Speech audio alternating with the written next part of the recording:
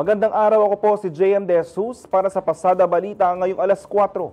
Inihayag ng Department of Education o DepEd na may kapangyarihan magsuspinde ng in-person classes sa kanilang regional at division offices para suriin ang kaligtasan at kahandaan ng mga gusaling pampaaralan sa lindol at iba pang kalamidad. Kasunod ito ng 2 araw na suspensyon ng face-to-face classes sa NCR bunsod ng mga ulat ng kaso ng influenza-like illness at serye ng lindol sa iba't ibang bahagi ng bansa.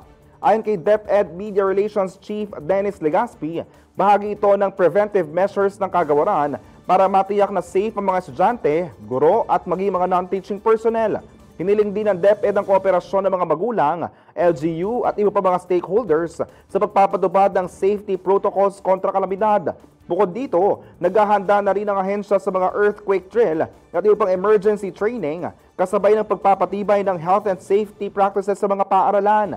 Tiniyak ng DepEd na may alternatibong paraan ng pag-aaral tulad ng online distance learning at modular learning upang hindi maantala ang pag-aaral ng mga estudyante habang isinasagawa ang mga paghahanda.